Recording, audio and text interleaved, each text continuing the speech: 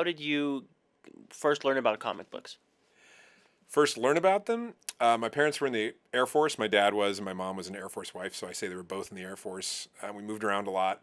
And I think they were sensitive to this idea that my brother and I, Dave, didn't have we were nomadic and didn't have a kind of a set home. We weren't near our relatives. And so they were always giving us stuff to kind of like, oh, we got you this. Maybe this will make your life a little better. And one day it was a comic book. And my mom went to the BX or the PX. I don't know if it was a base exchange or post exchange, and bought me Avengers '89, which has Captain Marvel or Marvel on the cover, and he's being electrocuted in a chair. And I was like, what is this? And then I read it. I was like 5 or something. And it just scared the crap out of me. I was like, don't ever buy these for me again. And that was how I got my first comics. But after that, how did you grow to love comic books? I spent a decade with no comic books, and then I started buying them with my buddy Eric in high school. He would buy Spider-Man and Nova, and I would go with him to the store to buy them. No comic book shops back then. I'm that old.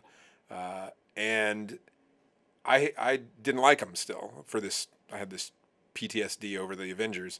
So then after a couple of years of having to go with him to the store all the time and buy these comics at the grocery store, I just started buying the ones he wasn't. So I bought the X-Men, a Marvel premiere, and I would read those on the way home. It was about a mile walk. And he would be like, oh, Spider-Man this and that, and Nova this and that. And I'd be like, the X-Men this and that, and Marvel premiere this and that. And so they just became mine because they weren't his. I don't think I still didn't like them yet. But then I think Claremont's X-Men eventually, the soap opera of it made me fall in love. And I had to read the next one and see what was going to happen to Storm and Nightcrawler. And yeah.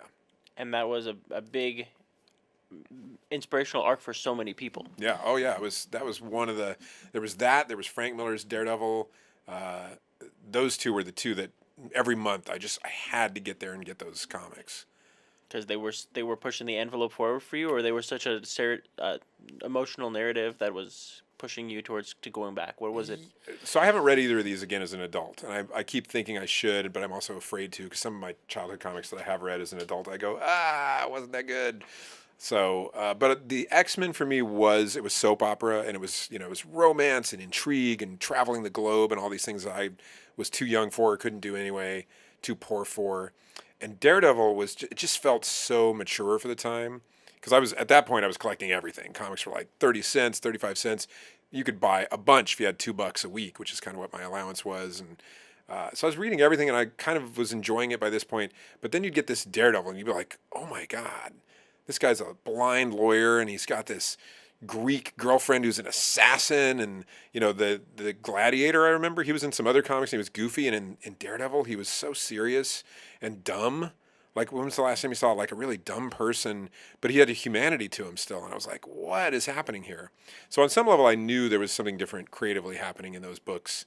I think now I look at it and I go, toolbox, I know how they did that. But at the time I was just fan box, what's happening?